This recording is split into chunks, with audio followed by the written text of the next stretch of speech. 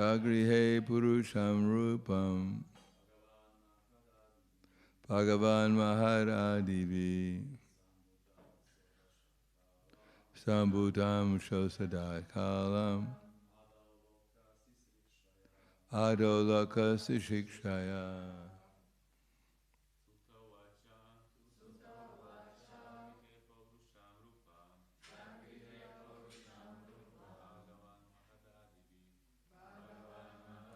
Divi Sabhutam Sarasha Kavalam Adolaka Sishikshaya.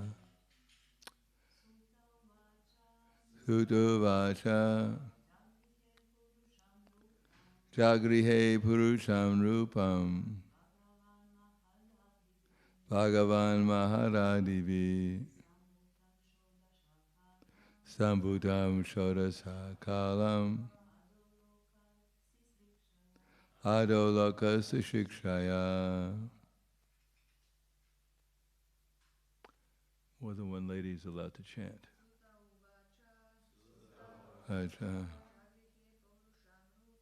Bhagavan Rupam Bhagavan Maharadivi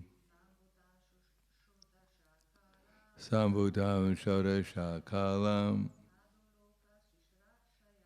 Adolaka Sishikshaya. Sutuvacha Sutta said, Jagrihe accepted, Purusham plenary portion as the Purusha avatar, incarnation. Rupam form, Bhagavan the personality of Godhead. Mahad Adivi with the ingredients of the material world. Sambhutam. Thus there was the creation of Shodasha Kalam, 16 primary principles. Ado, in the beginning. Loka, the universes. Sisrikshaya, on the intention of creating. Translation and purport by His Divine Grace, A.C. Bhaktivedanta Swami Srila Prabhupada. Sutta said, in the beginning of the creation, the Lord first expanded Himself in the universal form of the Purusha incarnation and manifested all the ingredients for the material creation. And thus, at first, there was a creation of the 16 principles of material action. This was for the purpose of creating the material universe. Please repeat. Sutta said. Let's try again. That's the easy part of the verse. Sutta said. In the beginning of the creation, the Lord first expanded Himself in the universal form of the Purusha incarnation and manifested all the ingredients for the material creation. And thus, at first, there was the creation of the 16 principles of material action. This was for the purpose of creating the material universe. Purport. The Bhagavad Gita states that the personality of Godhead, Sri Krishna, maintains these material universes by expanding His plenary expansions. So, the Purusha form is a confirmation of the same principle. The original personality of Godhead, Vasudeva, or Lord Krishna, who is famous as the son of King Vasudeva, or King Nanda, is full with all opulences, all potencies, all fame, all beauty, all knowledge, and all renunciation. Part of his opulences are manifested as the impersonal Brahman, and part of his opulences are manifested as Paramatma. This Purusha feature of the same personality of Godhead, Shri Krishna, is the original Paramatma manifestation of the Lord. There are three Purusha features in the material creation. In this form, who is known as the Karanadakashayi Vishnu, or the first of the three. The others are known as the Garbhodakashayi Vishnu and the Kshirodakashayi Vishnu, which we shall know one after another. The innumerable universes are generated from the skin holes of this Karanadakashayi Vishnu. And each one of the universes, the Lord enters as Garbhodakashayi Vishnu. In the Bhagavad Gita, it is also mentioned that the material world is created at certain intervals and again destroyed. This creation and destruction is done by the Supreme Will because of the conditioned souls, or the Nityabhara living entities. The Nityabhara, or the eternally conditioned souls, have the sense of individuality, or ahankara, which dictates them sense enjoyment, which they are unable to have constitutionally. The Lord is the only enjoyer. The Lord is the only enjoyer, and all others are enjoyed. The living beings are predominated enjoyers, but the eternally conditioned souls, forgetful of this constitutional position, have strong aspirations to enjoy. The chance to enjoy matter is given to the conditioned souls in the material world, and side by side they are given the chance to understand their real constitutional position. Those fortunate living entities who catch the truth and surrender unto the lotus feet of Vasudeva after many, many births in the material world, join the eternally liberated souls, and thus are allowed to enter into the kingdom of Godhead.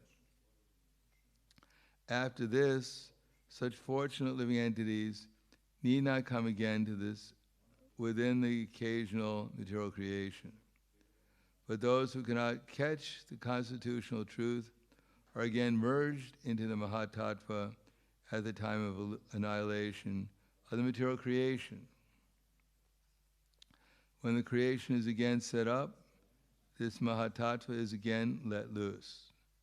The Mahatattva contains all the ingredients of the material manifestations, including the conditioned souls. Primarily, this Mahatattva is divided into 16 parts, namely the 5 gross material elements and the 11 working instruments or senses. It is like the cloud in the clear sky.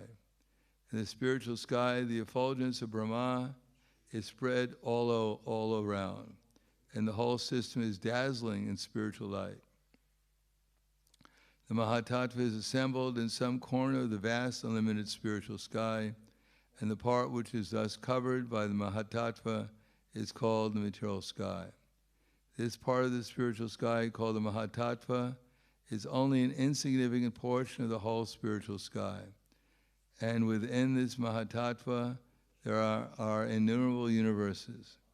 All these universes are collectively produced by the Karanadakashayi Vishnu, called also the Mahavishnu, who simply throws his glance to impregnate the material sky.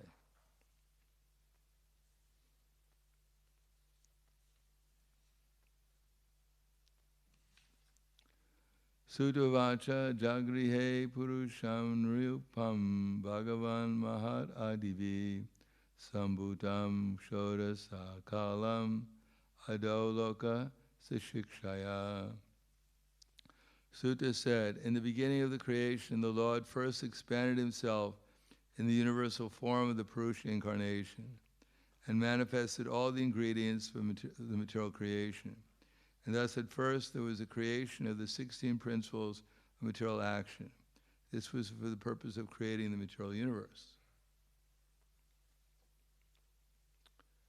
Namo Vishnu Padaya Krishna Prasthaya Bhutaya Srimati Bhaktivedanta Swami Tanamane Namaste Saraswatundeve Gauravani Pracharane Nirvishesha Shunyavadi Paskyatyade Siddharane.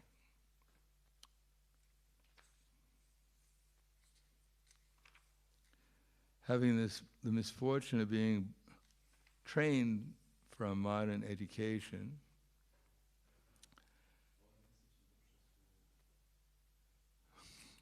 you got that? We have the wrong perspective on things. In other words, our values are turned upside down. That's not completely, because Krishna says that there are 3 modes of material nature, and there's also 3 modes of material nature in knowledge. So in the mode of goodness, it is said in the 18th chapter that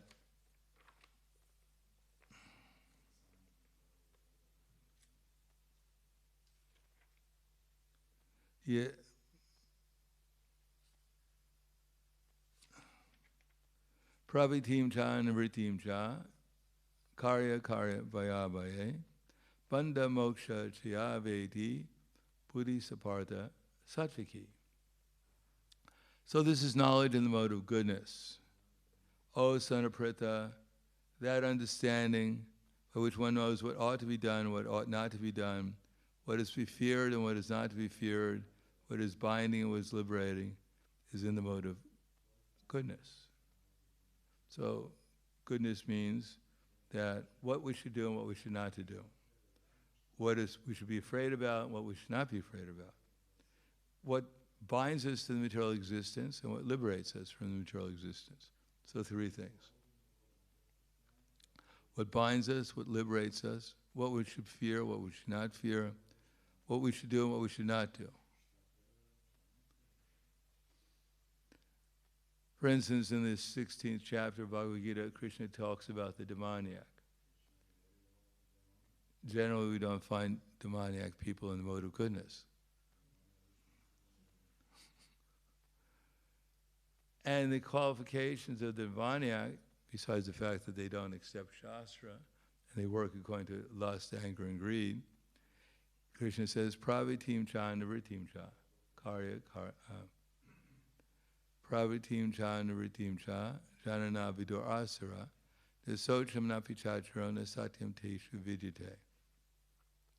So he says they don't know what's to be done and what's not to be done. Pravitim cha nivritim janana vidur asura, nisocham napi chacharo. They're neither clean nor truthful. Nisocham napi chacharo nasatyam vidyate. Pravritim cha nivritim cha jana navidur asra. The socham napi chacharo. That seems like the same. They don't. Api chacharo means that they don't know what's to be done, what's not to be done. Neither cleanliness nor proper behavior is found in them. So mode of goodness is different. One knows what's to be done, what's not to be done, what's to be feared and what's not to be feared, what is binding, what's liberating. Now, how many of us have received that education in our school experience or from our parents? Did anyone tell us that we're bound by the material energy? Was that a course in college? How to get free from material existence? Is that why people go to college, to get free from material existence? More or less, we have the universities of Sunda and Amarka. The universities are being sponsored by the disciple succession of Hiranyakashipu. Now, in the mode of passion, it's a little different. Ya dharmam, adharmam cha, karya cha, karyam eva cha. Yatavat prajanati, buddhisapartha rajasi. Also, that understanding which cannot distinguish between religion and irreligion, between action that should be done and action that should not be done, is in the mode of passion. So it's similar to the mode of ignorance. It has some quality. But everyone has their dharma, their religion. And therefore, sometimes in the mode of passion, people accept religion as it should be, and sometimes they think irreligion is religion, and sometimes they think religion is irreligion. They don't get it quite right. But they still don't know what's to be done and what's not to be done. As soon as one falls into the mode of passion, he doesn't really know what the purpose of life is, generally speaking. Therefore, they don't know what to do and what not to do. Now, we may become very expert. Now, they have the Olympics. So the Olympics is people who become very expert at different fields of activity, but they're all ultimately, they're not completely useless, but they're more or less useless because people are not taking to those fields to liberate themselves from the material existence. They're taking to the fields to become more and more entangled in material existence, whether it be swimming or tennis or wrestling, whatever they're doing. They're just becoming more and more absorbed in the bodily concept of life. That I have a gold medal body, and you have a silver medal body, and you have a bronze medal body, and you have a useless body. But they're all useless, because they're just developing their false ego, which entangles them more and more. If one becomes an expert swimmer, then the result is that one may become so absorbed in swimming that in the next lifetime one becomes a fish. Because why be inconvenienced by having to go to the pool, pay for the pool, practice so many hours a day, swimming back and forth, having to put on a bathing suit, having to wash afterwards, having to go home, maybe having to worry about maintaining yourself because while you're swimming all the time. But if you're a fish, there's no problem. Because you can swim the whole ocean, and it's free. You don't have to change your body to swim. You have a perfect body for swimming. And you're the most expert. You just have to be a little faster than the shark who's chasing you. And you're fine. You can swim all day long for your whole life. It's just dedicated to swimming.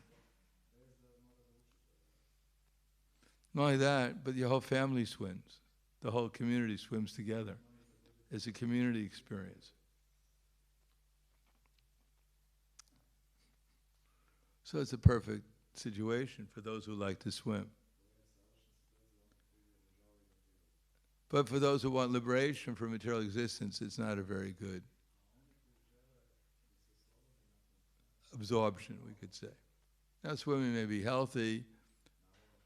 It may help us so we can concentrate more on Hare Krišna and service.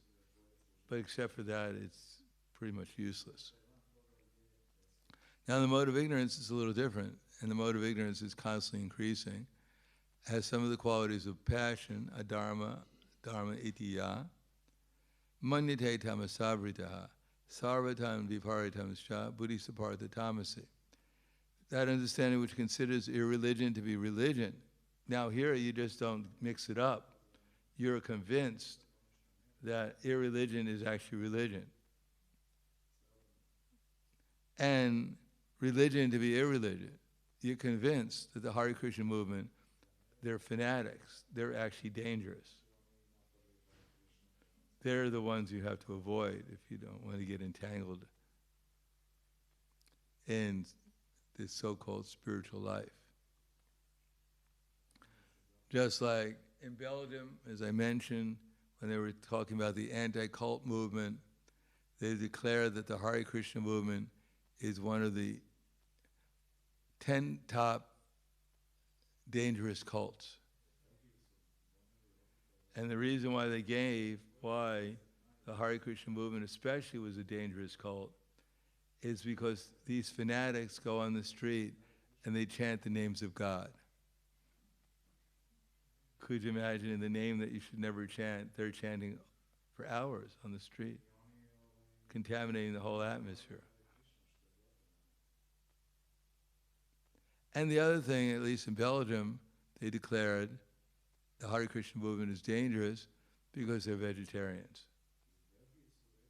Spoil the economy of the country. And in Belgium, they have a lot of animal slaughter, so they were afraid that the Hare Krishnas, by their chanting, they may change people's minds, they may become vegetarians and spoil the economy of the country. So they made a law, you can't have a temple, the Hare Krishnas can't have a temple within 100 yards of a school. Especially the children are susceptible to becoming contaminated.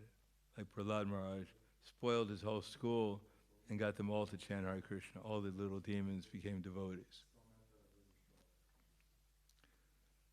And on the other hand, now they're worshiping the devil. Even in some churches, they have symbols of the devil.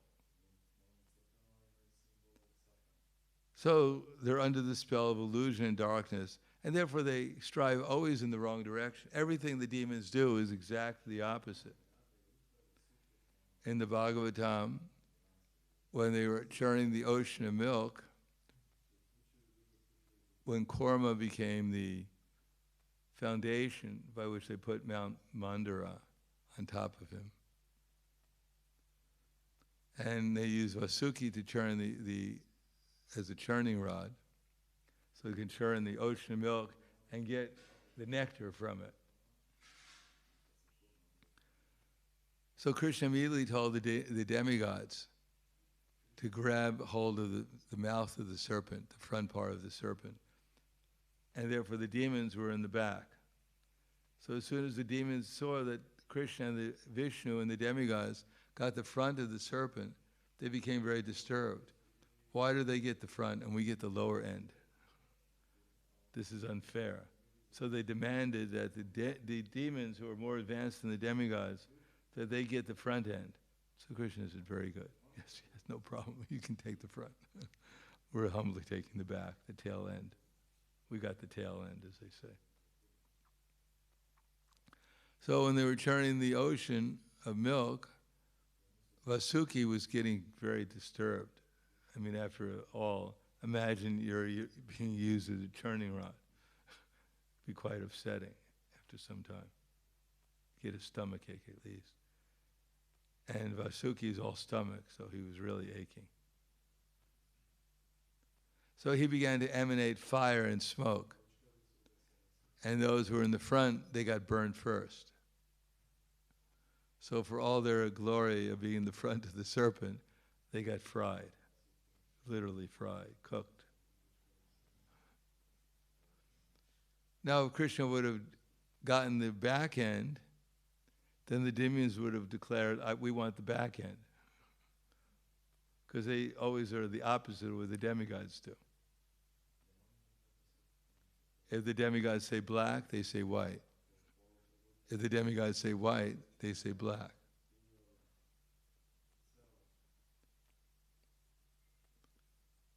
Therefore, they always strive in the wrong direction. The demigods are trying to become liberated from material existence, and the demons are trying to become attached to it. So we can see what is the culture of a society according to whether they're striving for liberation, higher consciousness, or they're striving for the lowest consciousness they could possibly achieve, which will wind them up in the lower species of life, of course. They'll get all benedictions from the material nature, and they'll be able to become different animals and different species of life in their next life. And they like that. They want to be that. As they said, one lady in the class, after hearing Prabhupada's lecture, said, Swamiji, you say that if I act like a dog, that I'm going to become a dog. But I want to tell you, Swamiji, I don't mind if I become a dog. I want to become a dog. So Prabhupada raised his hand and said, "You have my benediction. You have my blessings."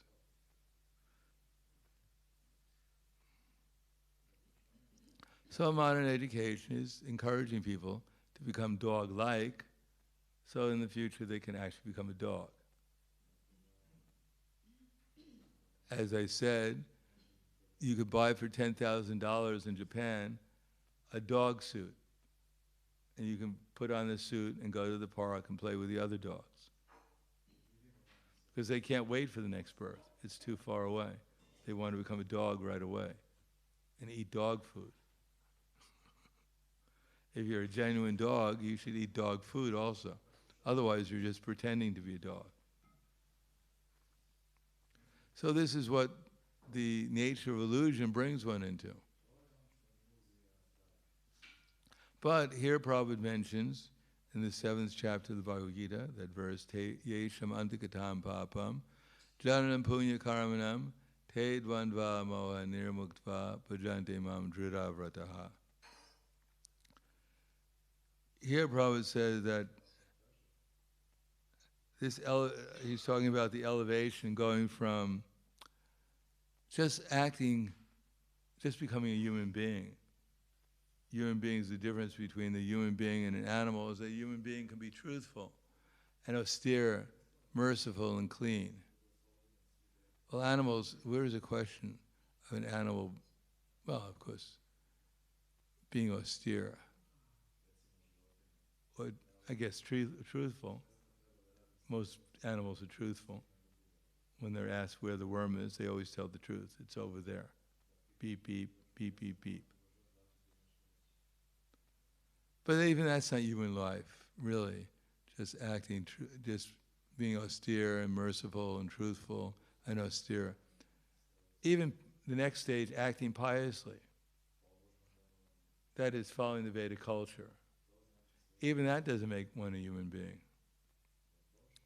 Now when we start conquering sinful reactions, I say it here, when we start becoming aloof from our materialistic desires for sense gratification, when one becomes a Brahmana, one realizes Brahman. Prabhupada said that's the beginning of human life, acting as a human being, when one is acting as a spiritual being, at least trying to act as a spiritual being in the mode of goodness, following the Vedic culture. But even that is not really, will not save us. Just becoming a human being is not the perfection of life. Even becoming a Brahmin is not perfection of life. Brahma janatiti brahmanaha. Perfection of life is, Prabhupada explains here, that this is the process of being situated on the spiritual platform, because beyond conquering sinful reactions is to accept devotional service, which is what we're trying to do. But even beyond that is to understand in truth the Supreme Personality of Godhead, to actually begin to know who Krishna is, not just by theory, but by practical experience. We're in the movement to become conscious of Krishna. Only by becoming conscious of Krishna can we actually know Krishna in truth. Otherwise, Krishna remains somewhat of a theory to us, somewhat of an experience, but we can gradually understand Krishna as he is.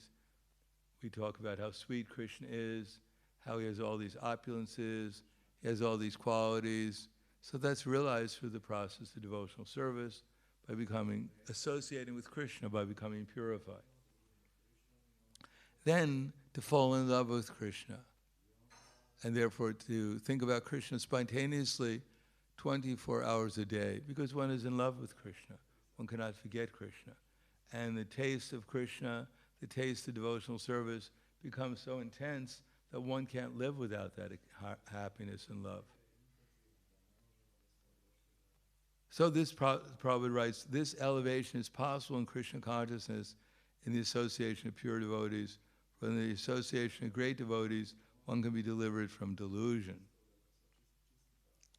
Now, the next thing is surprising because it goes contrary to everything else, everything we've been taught, all the value systems we've been brought up with.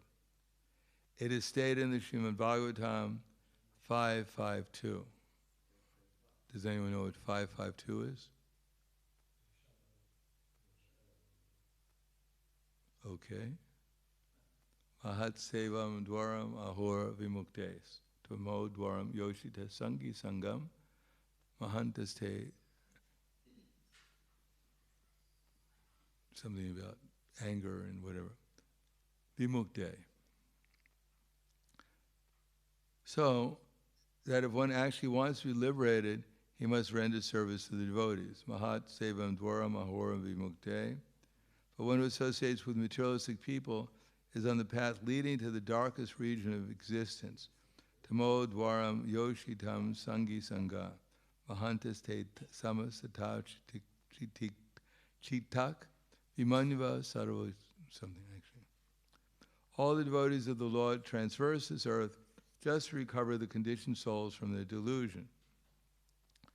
The impersonalists do not know that forgetting their constitutional position as subordinate to the Supreme Lord is the greatest violation of God's law.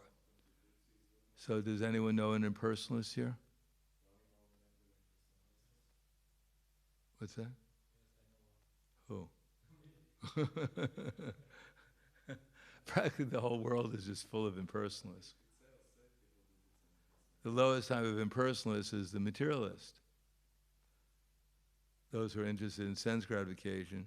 And the highest impersonalist is those who have risen to Brahman, conception of Brahman, but don't know about Krishna. When Brahmananda Prabhu was hearing Prabhupada give lectures in the beginning in 26 Second Avenue, he was just wondering, because every lecture, practically speaking, Prabhupada would criticize the impersonalists. So Brahmananda Prabhu was thinking that, who are these impersonalists? It must be some group of people in India that Prabhupada had a quarrel with. And it was so intense, the quarrel, he couldn't forget about it. So even he's in America, he keeps on talking about the impersonalists. It's like someone criticizes you and you become so disturbed, you can't help but tell all your friends about it. And then one day after hearing the lecture, Brahmananda Prabhu realized who Prabhupada was talking about. He was talking about to his audience, that we're all impersonalists. Because we don't really accept Krishna as a person, therefore we don't accept really ourselves as a real person. I remember being on a train in India, in Bombay, and I was going somewhere. I guess I was going to Mira Road to the hospital there. And trains in Bombay are quite crowded. So I waited for some stops, and then I sat down. I finally got a seat. And then the train got even more crowded. So one man came, and he sat down on me. He thought, there's no difference between me and the seat. So if he sits on me, there's no difference. He's sitting on a seat. That's called impersonalist. So we have a little manners. We don't sit on people generally. But we treat people as more or less objects. Outside of Krishna consciousness, everyone is just an object. We make alliances, sometimes called society, friendship, and love. It's more or less alliances, but they're all based upon business. So when Prahlad Maharaj was asked by Lord Nrsingadev, what benediction can I give you? Prahlad Maharaj said, I don't want any benediction, because I'm not a avanik. Avanik means a businessman. I'm not doing devotional service to you to get something in return as business. I consider you a person, and I have a relation with you. I'm doing it out of love for you. Therefore, the impersonal do not know that forgetting the constitutional position as subordinate to the Supreme Lord is the greatest violation of God's law. Because whatever we're doing, even when we rise up to Brahman, if we don't understand we're Krishna's servant, we're just wasting our time. We may have a vacation in Brahman for some billions of lifetimes, but eventually we fall down and we wind up back in Ljubljana or someplace like that. Of course, in Ljubljana we can chant and dance also. But the impersonalists don't usually do that. Although we can get them to do it. As yesterday we see, the ladies are expert at that. Getting the other ladies to dance and chant. The men haven't quite gotten that, that talent yet. So Prabhupada said, unless one is reinstated in his own constitutional position, it is not possible to understand the Supreme Personality, to be fully engaged in his transcendent loving service with determination. So this whole process of devotional service is to practice being reconstituted in our original position. That's the whole point. Just all the philosophy is just to think, Gopi Partha Pada Kamalayor, Dasa Dasa. I'm the servant of the servant of the servant. But in a different conception of servant. Not that I'm a servant, oh my God, he kicked me, I'm a servant. So low. No, servant in the spiritual world, you become on the same platform with the Supreme Personality of Godhead. It's a very exalted position to be a servant. Even God, he wants to become a servant, so he comes as Chaitanya Mahaprabhu. Because there's more happiness in the spiritual world being a servant than being the master. So everyone has the mood of a servant. No one has the mood of the master, including Krishna. Therefore, when we forget our position as constitutional position, as a servant of the servant, everything is spoiled. And therefore, our first business is to become convinced that we're servant of the servant. Practically speaking, initiation is when we change our name, when we get a spiritual name, and that's to indicate that we've accepted the fact that we're servant of the servant. Of course, if we don't accept the fact, we're also wasting our time. It's just a show. But if we actually accept the fact that now I become the servant of this devotee who's representing the disciple succession, and he's giving me the instructions of the disciple succession coming from Krishna, and I've agreed to follow those instructions, I accept his instructions and as being as good as God, then the result is that we're accepting our constitutional position as the servant of the servant, ultimately of Krishna. And if we don't do that, if we're still doubtful whether I'm actually going to connect myself with Krishna through the disciple succession, then we remain doubtful, that's all. And still we have to make some progress so those doubts are cleared and we can actually accept our position. Now, when we take initiation, especially, it doesn't mean that we should accept the spiritual master as good as God, but it's not that he's God. He's as good as God when he's acting as spiritual master and giving the same instructions that Krishna is giving through disciple succession. When he's following the principles that the acharyas have given us, then we can understand he's as good as God. He may not be as good as God in the sense that he has all the qualities of an Uttama Adhikari, because how can we tell what the meditation of someone within the heart is? But at least he's externally fulfilling the instructions of the disciple succession and repeating them with the goal of coming to the platform of a pure devotee. Therefore, at least he's acting as a representative of the disciple succession. Therefore, he must be at least on the platform of liberation. That much he should be on. Otherwise, and sometimes he may be acting in his constitutional position, and sometimes he's not. But that's the whole idea.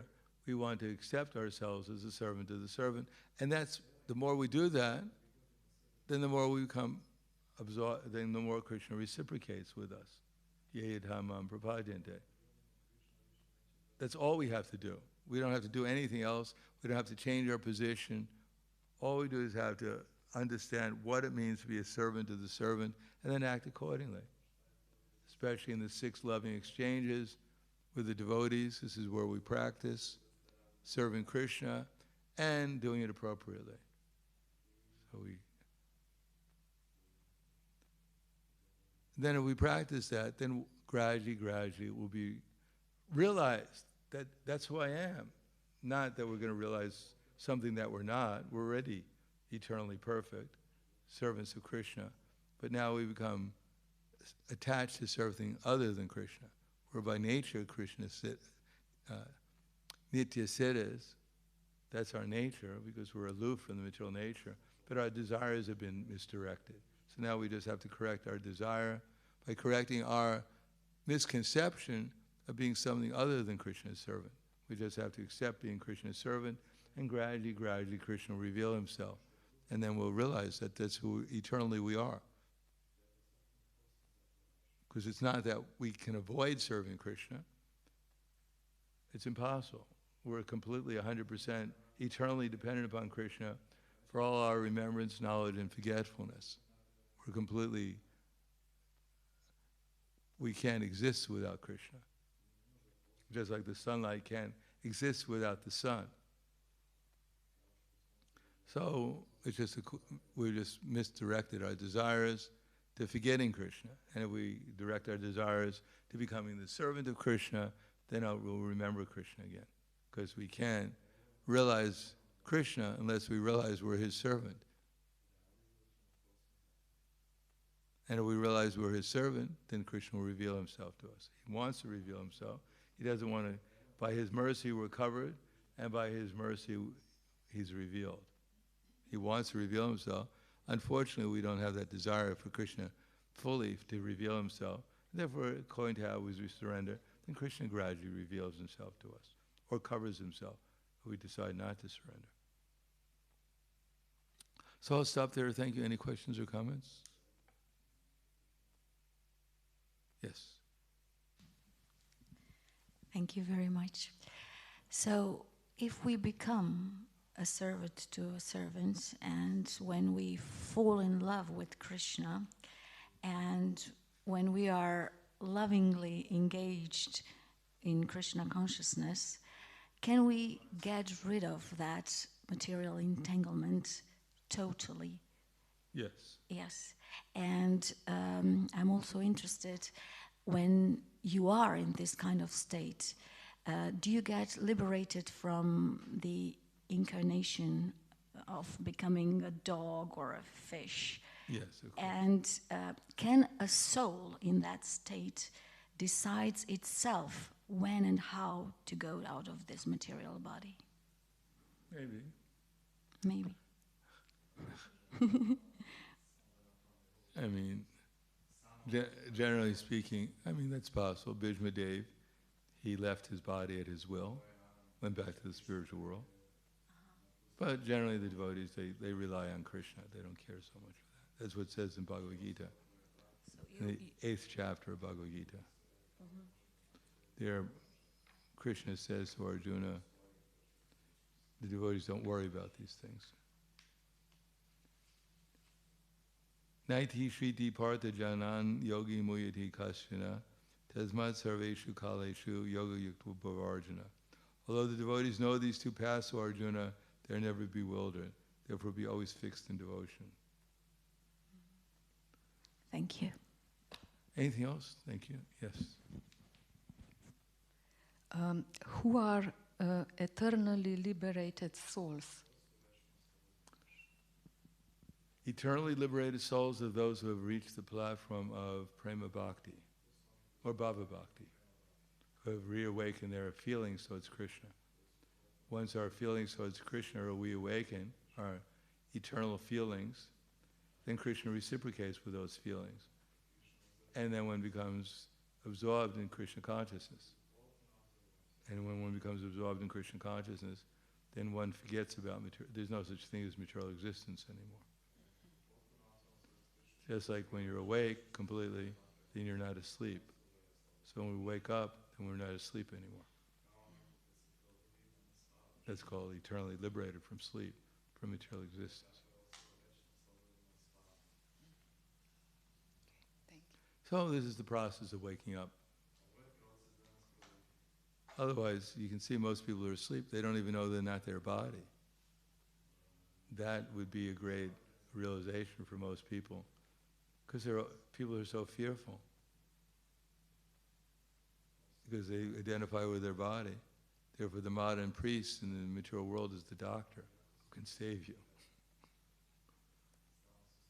course, they usually don't save people. But anyhow, no one can be saved from leaving their body. But anyhow, people are thinking that the high priest, the doctor, he can save me from death. Although the rest of society is trying to shorten our lives, we're imagining the doctors are trying to save us. And maybe they are, but they really can't. But the only one who can actually save us is Krishna and his representatives, save us from death. Because we're not supposed to die. It's not normal. That's why we don't like it.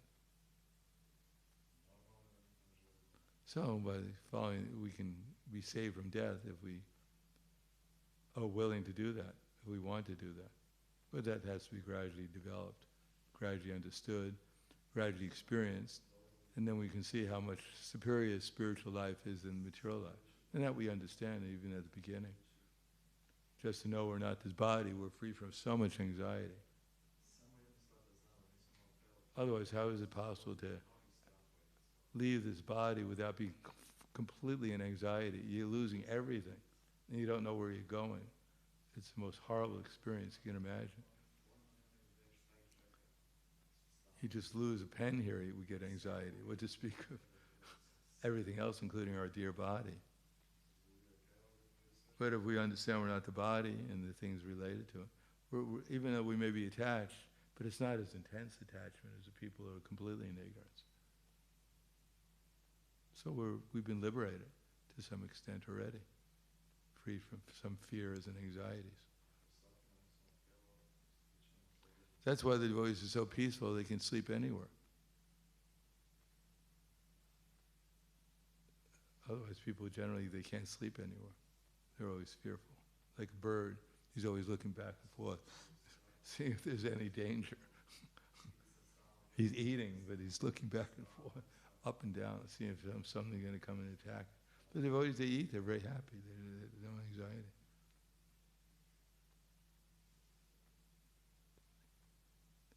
Anything else? Hvala Grantaraj Srimad Bhagavatam ki jai, Srila Prabhupada ki jai, Gaur Premanande.